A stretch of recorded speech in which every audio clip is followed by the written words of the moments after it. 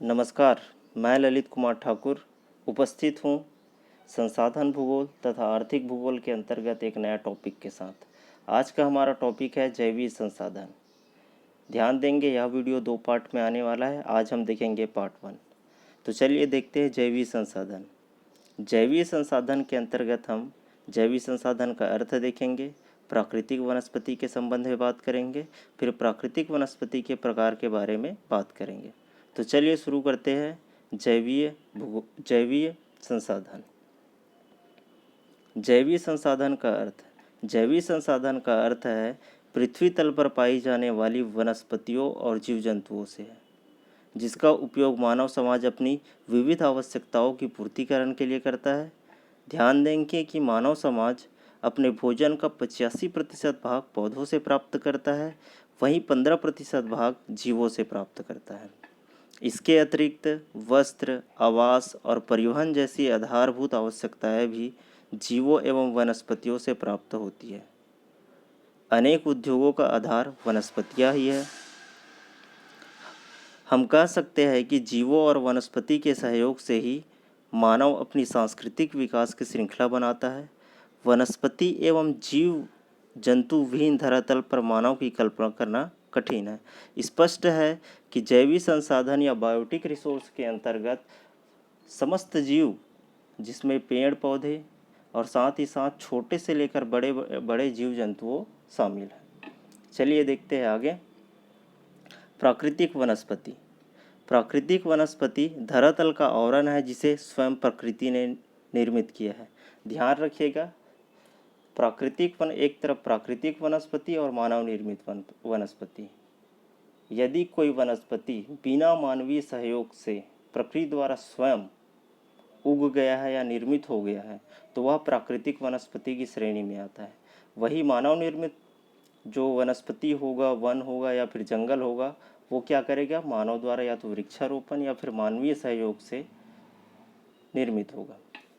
तो हम बात कर रहे हैं प्राकृतिक वनस्पति के बारे में, जो स्वयं प्रकृति द्वारा निर्मित किया जाता है। प्राकृतिक वनस्पति संसाधन के रूप में आदिकाल से प्रयोग शुरू हो गया था। मानव की आधारभूत आवश्यकताओं की पूर्ति के लिए प्रकृति का सदैव दोहन होता रहा। चूँकि वनस्पति जलवायु, धरातल और मृदा से नियंत्रित होती है, अतः अनुकूल दशाओं में इसकी वृद्धि शीघ्र हो जाती है, जबकि प्रतिकूल दशाओं में प्राकृतिक वनस्पति का विनाश होता है। याद रखेंगे, अनुकूल दिशाओं पे जहाँ पे जलवायु अच्छी होगी, धरातल मृदा अच्छी होगी, वहाँ पे वो अनुकूल दशाओं में ये शीघ्र ही क्या होंगे, वृद्धि होगा। परंतु जहाँ पे प्रतिकूल दशाएं रहा, वहाँ पर प्राकृतिक वनस्पति का वृद्धि नहीं हो पाएगा, विनाश होगा। विश्व में जलवायविक एवं धरातलीय विभिन्नता के कारण विविध प्रकार के वनस्पतियों का आवरण पाया जाता है। वनस्पति एक प्रकार से परिवेश का बोध कराती है, जिसमें जीव जंतु एवं मनुष्य आपस में अंतर संबंधित रहते हैं। प्रत्येक क्षेत्र में भौतिक परिवेश के अनुसार वृक्षों एवं घासों आदि के समुदाय मिलते हैं, जो वनस्पतिक आवरण की रचना करते हैं। प्राकृतिक वनस्पति के प्रकार। पेड़ों की ऊंचाई, मोटाई, पत्तों की स्थिरता, छाल की मोटाई, जड़ों की गहराई, तनों का आकार, लकड़ी की कठोरता आदि जलवायु परिवेश के अनुसार भिन्न भिन्न प्रदेशों में भिन्न भिन्न रूप से पाई जाती है। इस विविधता को ध्यान में रखकर विश्व की वनस्पतियों को अनेक वर्गों में विभक्त किया गया है। प्राकृतिक वनस्पति को निम्न समुदाय में बांटा गया है। देखते हैं वो कौन कौन से हैं। पहला है वन समुदाय। वन समुदाय के अंतर्गत उष्णकटिबंधीय सदाबहार वन, उष्णकटिबंधीय पतझड़ वन, पतझड़ एवं कटीले वन। वही मध्य अक्षांशीय वन समुदाय के अंतर्गत भूमध्य सागरीय वन, मिश्रित वन जिसमें पतझड़ और कोनधारी वन भी शामिल है, और अगला है कोनधारी वन। घास समुदाय के अंतर्गत आता है सवाना घास, स्टेपी घास, अर्धशुष्क स्टेपी घास, प्रेयरी घास। वही टुंड्रा वनस्पति समुदाय के अंतर्गत आएगा फूल एवं लाइकेन आते हैं। वही मरुस्थलीय वनस्पति समुदाय के अंतर्गत मरुभूमि वनस्पति और विविध पर्वतीय वनस्पति इसके अंतर्गत आए हैं। तो चलिए इन सभी वनस्पतियों को एक एक करके देखते हैं, इनकी विशेषता क्या है, किन किन क्षेत्रों में इसका वितरण है। सबसे पहले देखते हैं उष्णकटिबंधीय सदाबहार वन, ट्रॉपिकल रेन फॉरेस्ट।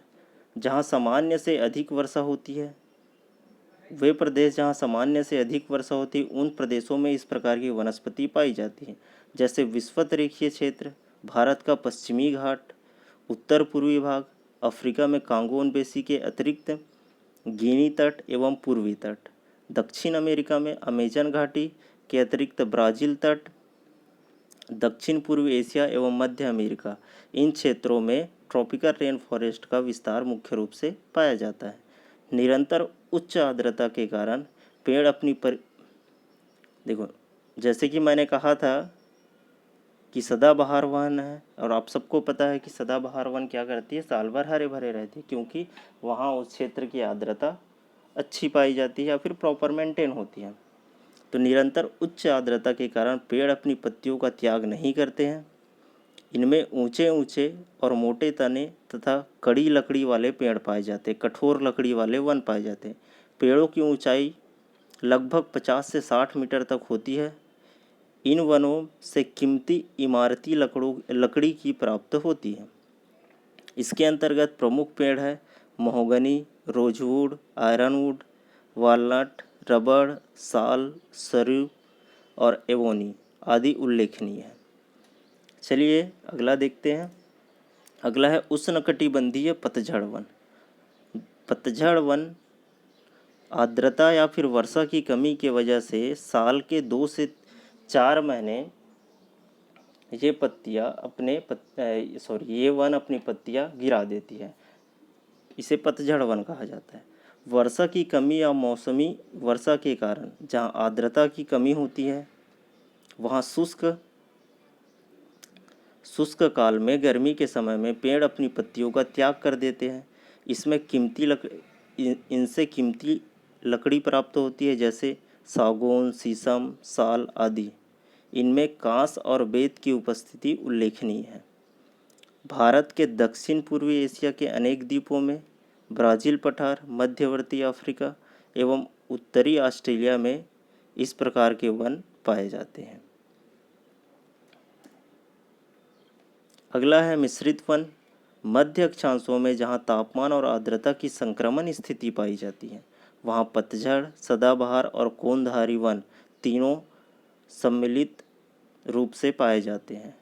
इसे ही क्या कहा जाता है, मिश्रित वन। कहा पतझड़ वन, सदाबहार वन और कोनधारी वन, ये तीनों वन एक स्थान पर पाए जाते हैं। उच्च भूमि और उच्च अक्षांशों की ओर कोनधारी वनों की प्राधान्यता होती है। इसके अंतर्गत ओक, वर्च, बीच, मेपुल, हिकोरी तथा एस चौड़ी पत्ती वाले पेड़ प्रमुख होते हैं, जबकि हेमलॉक, पाइन, स्प्रूस, फर कोनधारी वन मिलते हैं। इन जंगलों से कीमती लकड़ियाँ प्राप्त होती है। ऐसी वनस्पति संयुक्त राज्य अमेरिका, कनाडा, पूर्वी चीन, जापान, कोरिया, मंचूरिया, पश्चिमी यूरोप, चिली, ब्राज़ील और ऑस्ट्रेलिया के पूर्वी तट पर पाया जाता है। कोनधारी वन। सदाबहार कोनधारी वनस्पति न्यून तापमान, हिमपात और समतल से पहाड़ी ढालों पर उगने वाली नरम लकड़ी की वनस्पति है। नरम लकड़ी है जहाँ न्यून तापमान, हिमपात और समतल से पहाड़ी ढलानों पर उगती है। सामान्यतः संघनता और ऊंचाई वाली यह वनस्पति साइबेरिया और कनाडा के उत्तरी भागों में पाया जाता है, जिसे टैगा वन भी कहते हैं। इसके अंतर्गत लार्च, स्प्रूस, फर, पाइन आदि वृक्षों की प्रधानता होती है। भूमध्य सागरीय वन। उष्ण शुष्क गर्म ऋतु एवं शीत आर्द्र शरद ऋतु के प्रभाव से भूमध्य सागरीय वनस्पति एक विशिष्ट स्वरूप प्रकट करती है। उष्ण शुष्क ग्रीष्म ऋतु को झेलने के लिए यहाँ पेड़ छोटी कड़ी और मोटी पत्ती, मोटी छाल और लंबी जड़ वाली होती है। कैलिफोर्निया में ऐसे वनों को चपराल जबकि रूम के सागरी क्षेत्रों में मक्की कहते हैं। प्रमुख पेड़ों में जैतून, कार्क, ओक और रसदार फलों के वृक्ष हैं। ऐसे वन कैलिफोर्निया, चिली, दक्षिण अमेरिका, दक्षिणी अफ्रीका और भूमध्य सागर के तटीय क्षेत्रों में पाया जाता है।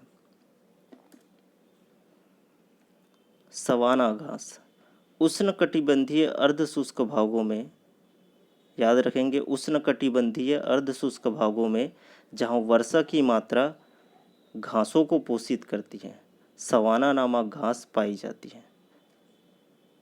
इसमें यंत्र तंत्र छोटे छोटे वृक्ष भी उगे होते हैं। घासें लंबी और कड़ी होती है। ये वर्षा काल में तेजी से बढ़ती है और फैलती है, जबकि शुष्क काल में मुरझा जाती है। इस प्रकार के घासों का विस्तार अफ्रीका के मध्यवर्ती भाग में सबसे अधिक पाया जाता है। इसी कारण इसका नाम सवाना पड़ा है। इनके अतिरिक्त दक्षिण अमेरिका की ओरोनिको घाटी में लानोज और ब्राज़ील घास क्षेत्र पाया जाता है। याद रखेंगे, सवाना मुख्य रूप से पाया जाता है अफ्रीका में। अफ्रीका में जो घास की प्रजाति पाई जाती है उसे सवाना कहा जाता है। अगला है स्टेपी घास। मध्यवर्ती अक्षांशों के परिवेश में विकसित होने वाली छोटी घासें को स्टेपी घास कहते हैं। ऐसी घासों का विस्तार साइबेरिया के बेरियास के टैगा वन, शुष्क पश्चिमी एशिया एवं दक्षिणी पूर्वी के विस्तृत क्षेत्र पर पाया जाता है, जिसमें चीन, मंगोलिया, संयुक्त राज्य अमेरिका तथा दक्षिणी ऑस्ट्रेलिया में पाई जाती। इसका उपयोग पशुचारण के लिए किया जाता है। अगला है प्रेयरी घास। मध्य अक्षांशों की अपेक्षाकृत बड़ी घासों को प्रेयरी कहा जाता है। मध्य अक्षांशीय घास यानी कि स्टेपी के कंपेयर में क्या होता है, ये बड़ी होता है। ऐसे घासें मुलायम एवं सघन होती है। ऐसी घासें संयुक्त राज्य अमेरिका, कनाडा, अर्जेंटीना और अल्पास के निचले ढालों पर पाई जाती हैं। प्रेयरी घासें चराई के लिए सर्वश्रेष्ठ मानी जाती है। अगला है टुंड्रा वनस्पति। लंबी अवधि तक हिमखंडित होने के कारण यहाँ केवल लघु ग्रीष्म में कुछ फूल, काई और लाइकेन ही उगते हैं। याद रखेंगे, कुछ फूल, काई और लाइकेन, क्या यही सब टुंड्रा वनस्पति आते हैं, क्योंकि ये क्षेत्र हिमखंडित होता है। मरुस्थलीय वनस्पति। उष्ण रेगिस्तानों में अति शुष्कता और उष्णता के कारण कुछ कटीली झाड़ियाँ एवं अन्य मरुद्भिद उगते हैं, जैसे नागफनी, सैक्सोल, एकेसिया आदि प्रमुख वनस्पति हैं। अगला है और अंतिम है विविध पर्वतीय वनस्पति। पर्वतीय क्षेत्रों में ऊंचाई और आर्द्रता के अनुसार विविध प्रकार की वनस्पतियां पाई जाती हैं, जैसे हिमालय के निचले भागों में पतझड़, ऊपर में कोनधारी, सदाबहार और सबसे ऊपर में घास भूमि पाई जाती है। इस प्रकार से हमारा बायोटिक रिसोर्स, जैविक संसाधन का पार्ट 1 कंप्लीट होता है। तो अगले पार्ट में मिलते हैं। अगला पार्ट होने वाला है distribution of natural vegetation world wide. विश्व में वनों का वितरण किस प्रकार है, ये हम अगले पार्ट में देखने वाले हैं। तो बने रहिए इस वीडियो के साथ। धन्यवाद।